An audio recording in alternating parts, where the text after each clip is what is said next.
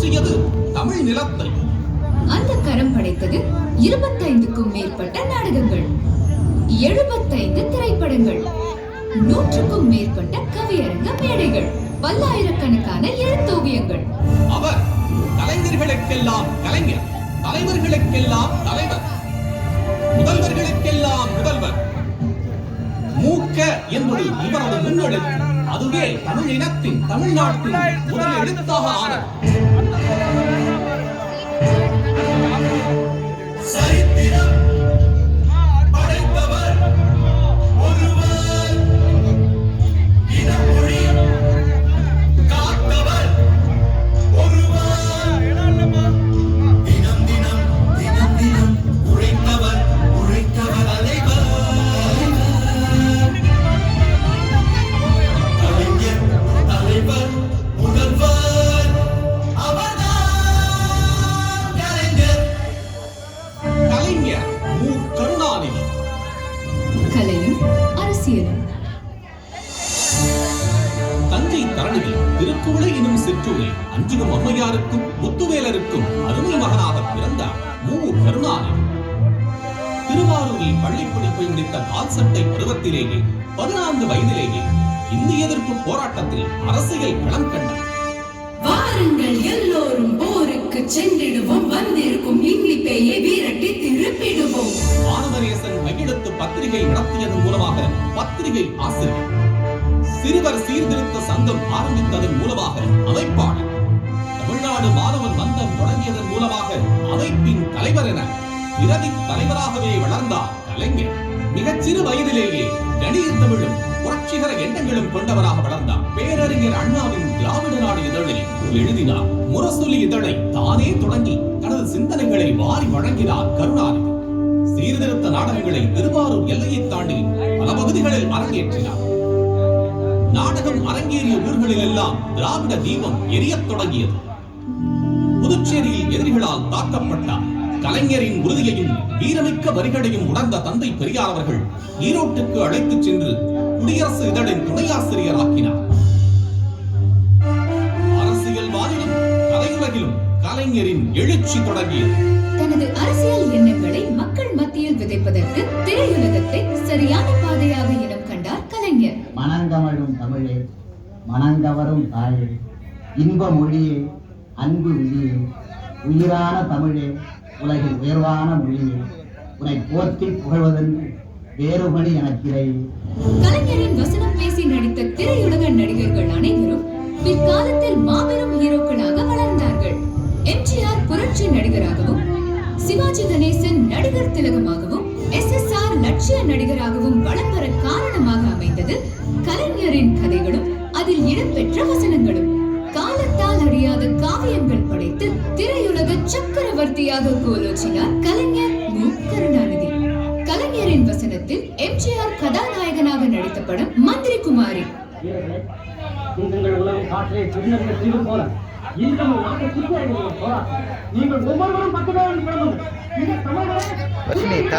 நாடக மேடைகளில் தொடங்கிய கலைஞர் சிவாஜி கணேசன் நட்பு வளர்ந்து பராசக்தி திரைப்படத்தில் மின்னி மிளிர்ந்தது.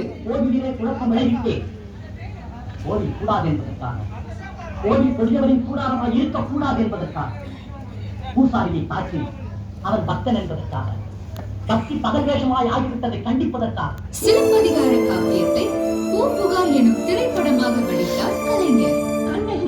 கையில் தனித்திரம்படம் வந்திருக்கும் கண்ணகி, நீர் வலுவான் எடுத்தெறிய பாண்டியனை துரைத்து இறங்கரைக்க வந்திருக்கும் கண்ணகி.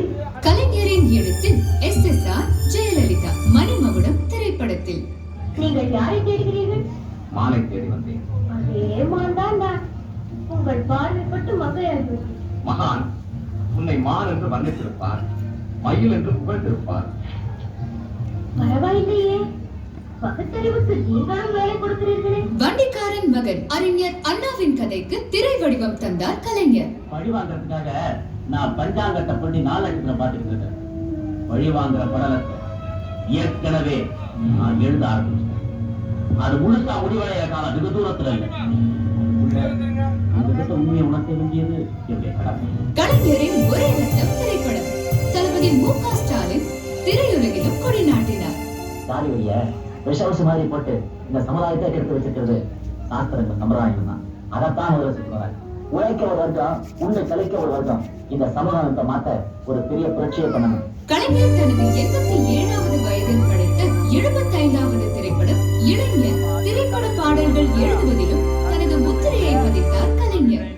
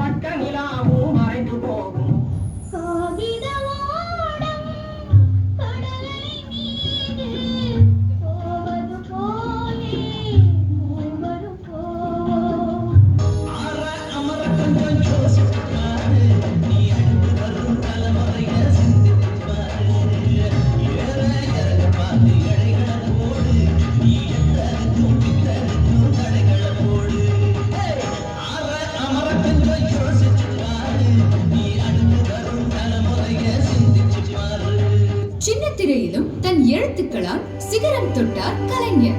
கலைஞரின் ரோமாபுரி பாண்டியன், கலைஞரின் தென்பாண்டி சிங்கம், கலைஞரின் ராமானுஜர். ஜீவகாருண்யம் நம் உடலில் ஊறிய ஒன்று.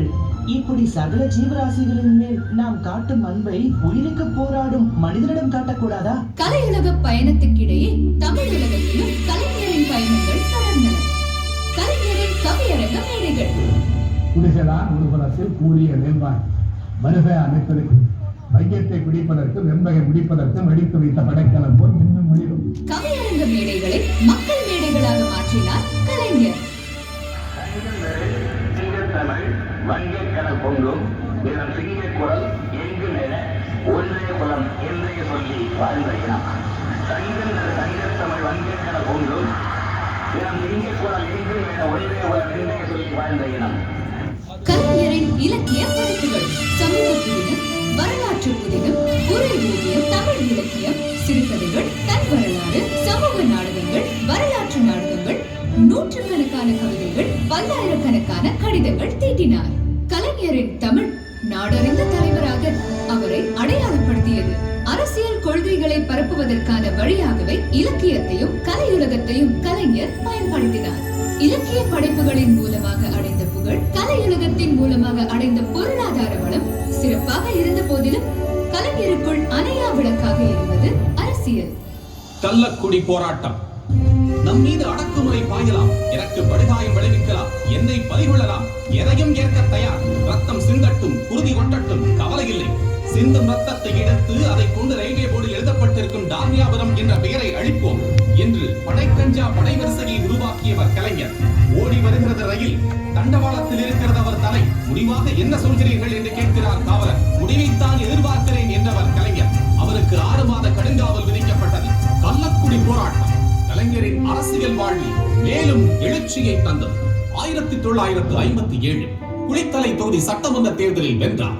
மக்கள் மன்றத்தில் பேசி வந்த கலைஞர் சட்டமன்றத்துக்குள் முழங்கத் தொடங்கினார். 1959 சென்னை மாநகராட்சி தேர்தல் வெற்றிக்கு காரணமான தேர்தல் பொறுப்பாளர் கலைஞருக்கு கடையாடி அணிவித்து பாராட்டினார் அண்ணா.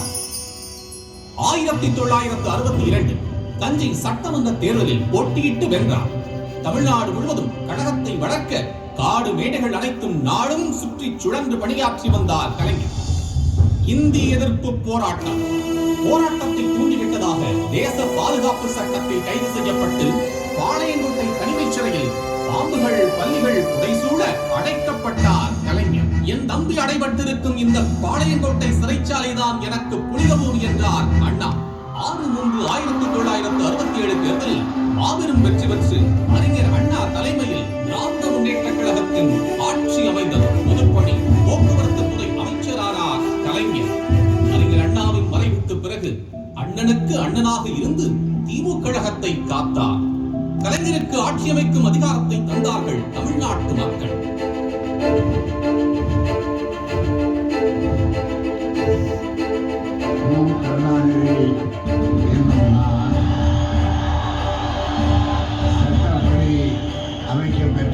ஆட்சி அதிகாரம் தன் கையில் கிடைத்ததும் தான் வாழ்நாளெல்லாம் என்னென்ன செய்ய வேண்டும் என்று திட்டமிட்டு இருந்தாரோ அவை அத்தனையையும் நிறைவேற்றி காட்டினார் கலைஞர். நான் முதலமைச்சராக கோட்டையில் இருந்தாலும் அங்கிருந்தபடியே குடிசைகளை பற்றியே சிந்திப்பவன் என்று சொன்னார். முதன்முறையாக ஆட்சியில் அமர்ந்த முதல்வர் கலைஞர் பிற்படுத்தப்பட்டோருக்கு இடஒதுக்கீடு உரிமை பெற்று தந்து உருதுவேசம் இஸ்லாமியரையும் பிற்படுத்தப்பட்டோர் பட்டியலில் இணைத்து இஸ்லாமியருக்கு 3.5%, அருந்ததியினருக்கு 3% உள்ஒதுக்கீடு தந்து சமூக நீதியில் மாபெரும் புரட்சியை செய்தார் கலைஞர். முதலமைச்சர் பொறுப்பை ஏற்ற போது நான் சட்டசபையிலேயே சொன்னேன், நான் என்னுடைய வாழ்நாளில் பிற்படுத்தப்பட்ட மிகவும் பிற்படுத்தப்பட்ட தாழ்த்தப்பட்ட மக்களுக்காக தொடர்ந்து பணியாற்றுவேன், போராடுவேன். அனைத்து சமூக மக்களும் நல்லிணக்கத்தோடு வாழ தமிழ்நாடெங்கும் தந்தை பெரியார் நினைவு சமத்துவபுரங்களை உருவாக்கினார். குடும்ப சொத்தில் பெண்களுக்கு உரிமை, திருமண நிதியுதவி, 33% இடஒதுக்கீடு, அரசு பணிகளில் 30% இடஒதுக்கீடு என மகளிர் நலன் காத்தார் கலைஞர். பெண்களுடைய வாழ்க்கையை விளக்கேற்றி இந்த காரியத்திற்கு இந்த ஆட்சி எல்லா வகையிலும் நிதியை எப்படி சேர்க்க முடியுமோ அப்படி சேர்த்து உதவும் என்ற உறுதியை இங்கே நான் தெரிவித்துக் கொள்கின்றேன். மாற்றுத்திறனாளிகள் நலனிலும் திருநங்கையர் மேம்பாட்டிலும் கலைஞரின் பணி மகத்தானது. நாட்டிலேயே முதன்முறையாக சென்னையில் டைடல் பார்க்கை உருவாக்கி தகவல் தொழில்நுட்ப புரட்சியை உருவாக்கினார். தென்குமரி கடலில் ஐயன் திருவள்ளுவருக்கு வானுயர சிலை வைத்தார் கலைஞர். அறிஞர் அண்ணாவுக்கு 100ஆண்டு விழா கண்டார். அவரது நினைவாக சென்னையில் நூலகம் அமைத்தார். தமிழ் மொழியை செம்மொழியாக்கி அன்னை தமிழுக்கு அணை சேர்த்தார் கலைஞர்.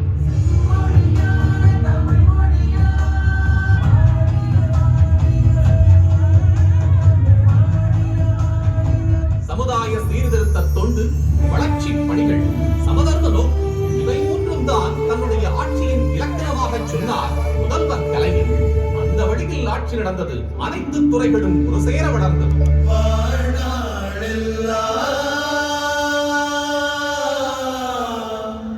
தமிழ் வாழ வாழ்ந்தவர் தமிழ்நாடெங்கும் தன் சாதனையா நிறைந்தவர். உரிமைகள் பேசி எளியோரை உயர்த்தி உன்னத திட்டங்களால் உலகம் போற்றும் தலைவர்.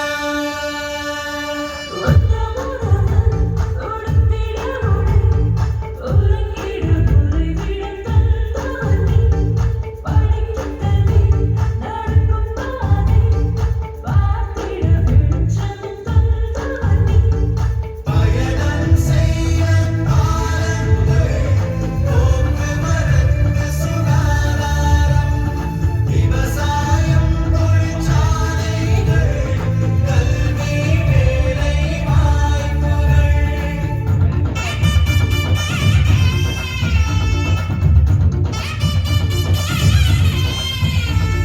பெண்கள் உரிமை பேணிக் காத்து மகளிர் வாழ்வில் மறுமலர்ச்சி, ஏழடி வாழ்வில் ஒளியேற்றி எளியோர் நெஞ்சை குளிர வைத்து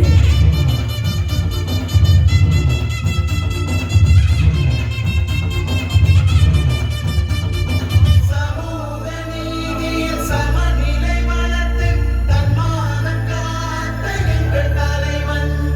மாநில உரிமையும் இடஒதுக்கீடும் கலைஞரின் சாதனை சரித்திரம். கலைஞர் நவீன தமிழ்நாட்டின் சிற்பி, நானிலம் போற்றும் தலைவன். இந்த பூமி பந்தில் வாழ்ந்த காலம் 95 ஆண்டுகள். இதில் 80 ஆண்டுகள் அரசியல் வாழ்க்கை.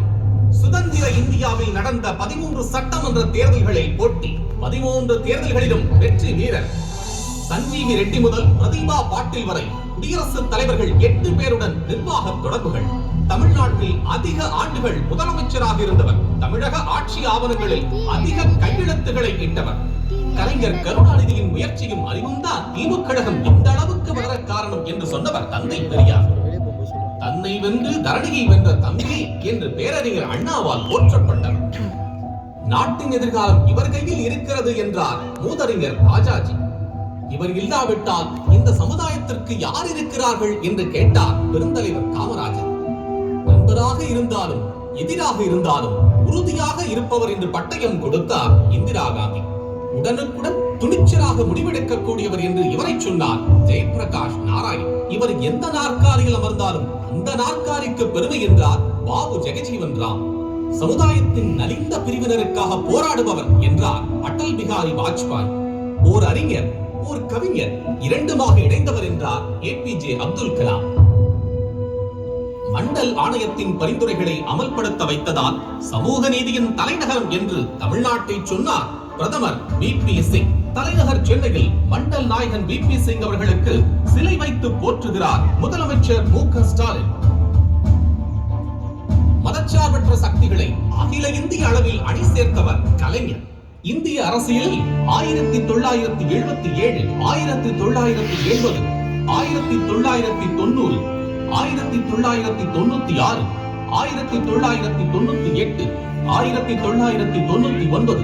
2004, 2009 ஆகிய நாடாளுமன்ற தேர்தல்களிலும் பிரதமர்களை தேர்ந்தெடுத்ததிலும் முக்கிய பங்காற்றியதன் மூலமாக ஆட்சி மாற்றங்களை உருவாக்கிய அகில இந்திய தலைவர் கலைஞர்.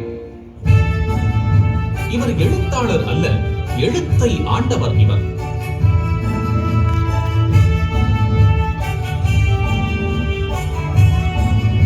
இவர் திரை வசனகர்த்தா அல்ல, திரைக்கு கர்த்தாவே இவர்தான்.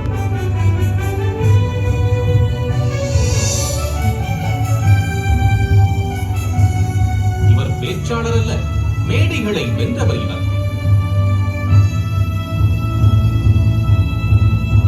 புதுமையின் காரணமாக உடல்நலக் குறைவு ஏற்பட்டு சென்னை மருத்துவமனையில் அனுமதிக்கப்பட்டார். துடித்தது தமிழ்நாடு.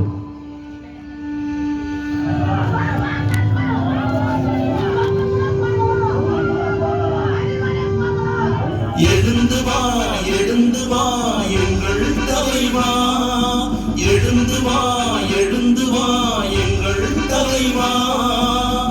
உந்தன் குரல் கேட்காமல் தொண்டன் குரல் ஓயாது.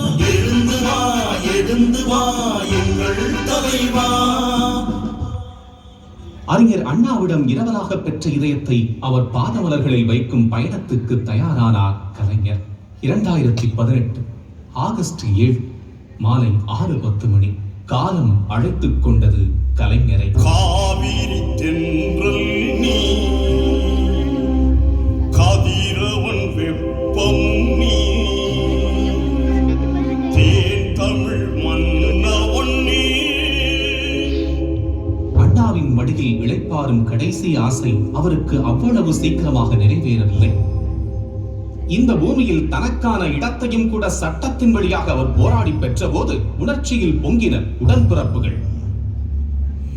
ஊருக்கு உழைத்தவன் நீ, என்றும் உழைப்பவன் பக்கம் நீ. அண்ணாவின் தொண்டன் நீ, அறிவாலயம் கண்டவன் நீ.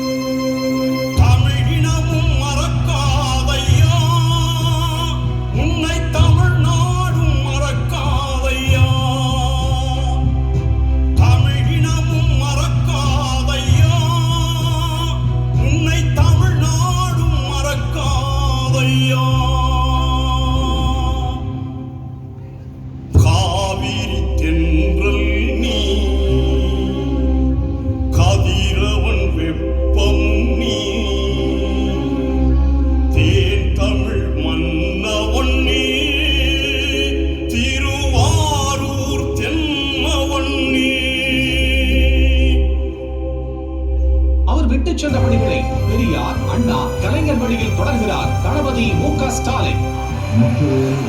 கருணாநிதி ஸ்டாலின் நான்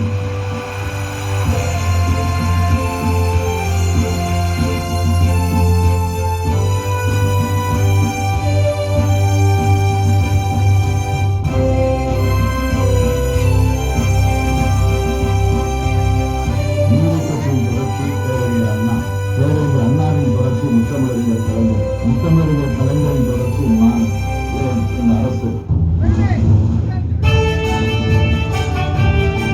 காலத்தின் மடியில் கலைஞர் உறங்குகிறார்.